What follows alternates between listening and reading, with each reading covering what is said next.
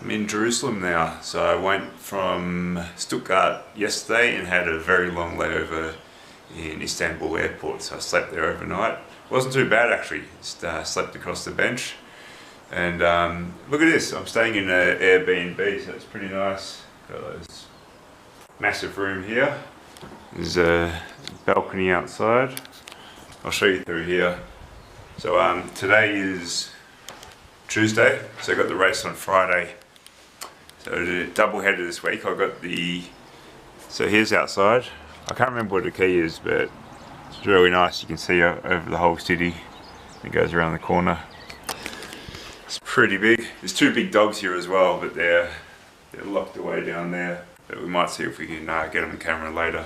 Absolutely massive, especially one of them weighs 65 kilos. It's almost as heavy as me.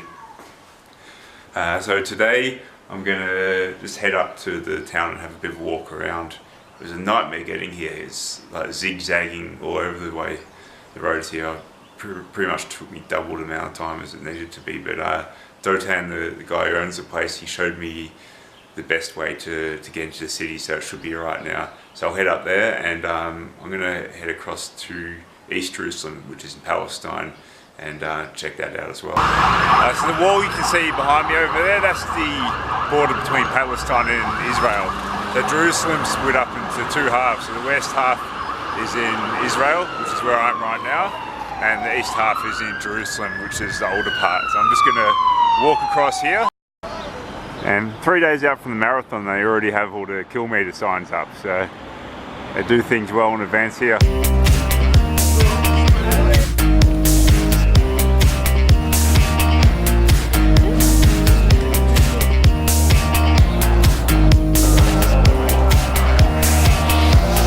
The whole town's broken up into 4 quarters, so the Armenian, Christian, Muslim and Jewish. And this behind me here, that's the Muslim quarter. And from what I hear, there's a lot more security here, so I think you actually have to go through checkpoints to get in it.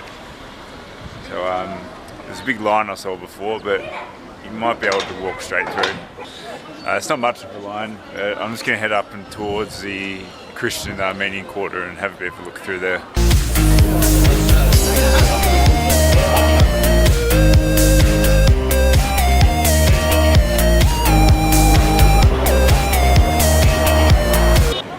The old town looked exactly what I thought Jerusalem would look like, but the new town surprised me a bit. Like, it looks pretty modern. It's very European looking.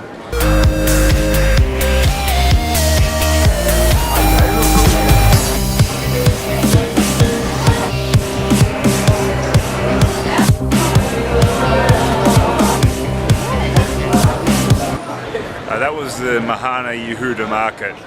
Pronunciation's pretty wrong, but we're going with it. So my Airbnb host said I should give that a look. It's kind of a big attraction. So there's a bit of a mixture of kind of fruit, nuts and things like that, and plenty of sweets as well.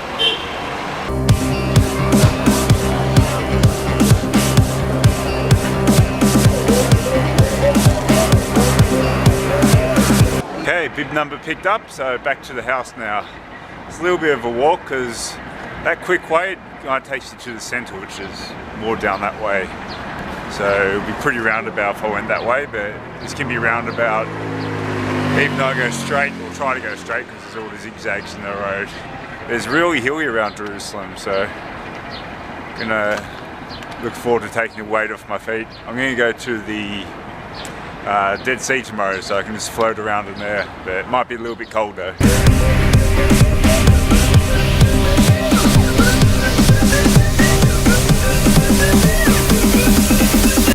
Check out that view behind me, pretty impressive. This is Ein Bokek, which is where the Dead Sea is. Well, actually it's a massive area, so it goes over a big distance, so this is pretty much the furthest part away, but this is where the guy from the tourist office said to go. So I'm going to have a wander around here. I think a lot of beaches are kind of like private resorts you have to pay for, but there's a free one further down here, so I'm going to go find that. And the weather in Jerusalem was 20 degrees today when I looked it up.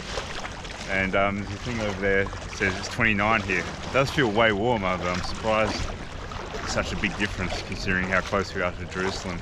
This is so weird. This is the first time in my life I've ever been able to float. I always just sink straight away. Oh, this is amazing. So relaxing just floating here. Oh, this is disgusting. There's like salt caked all over my arm. You can see my fingernails. There's just chunks of it on there. Feels like I've been eating something incredibly greasy. My hands are just so disgusting. It's like, I don't know, fish and chips or something with lots of vinegar. It's like sandy on the ground here, then you get out a little bit and it's just all really rocky. It's really hard to walk on. So if you float a little bit out or you can't stand anymore, it's really hard to like kind of swim back. You kind of just go horizontal and it's as if like your feet go too high up in there. You can't see where you're going. I'd only end up staying about an hour and a half there at the beach. That was enough, and I'm going to get the bus in about half an hour or so as well. According to the timetable, there's not another bus for 3 hours after that, so I definitely want to make sure I get that one. So had a shower, but I can still feel really salty. It's like really difficult to get all that off. My hands are still really greasy, so I'll have another shower when I get back. In the meantime, just while I'm waiting for the bus, I'll have a bit of a walk around here. Looks like it's a decent place to stay. You can see all the hotels around here, and mountains in the background there. I'm not sure if there's much else to do here. I think it's mainly just the Dead Sea, but it's definitely a good place to relax. There we go, that's the finish line a few hours after the race. If you want to check the race vlog out, just click on the link in the top right hand corner there. But, I just realised it's mainly uphill to the train station, which is annoying. It's maybe like 45-minute walk. I'm sure there are buses, but it's always a hassle. You don't know where they're going, and especially here, full to zigzagging. I can't imagine waiting for a bus and then zigzagging all over the place would be any quicker than walking there. But yeah, I wish I had some more time in Israel. I could have definitely spent another day in Jerusalem having a look around. I just had a quick look around on the first day, and then Dead Sea was really good on the second day. I didn't realise how long it took to get there, so again I could have definitely spent longer there. And yeah, if I come back I want to see Tel Aviv because a lot of people talk about it, but a lot of places to see.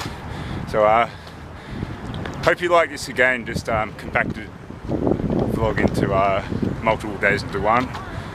Hopefully I'll get all the video situation sorted out and manage to upload everything. And yeah, I'll do some more regular videos. But off to Cyprus now, so I'll see you there.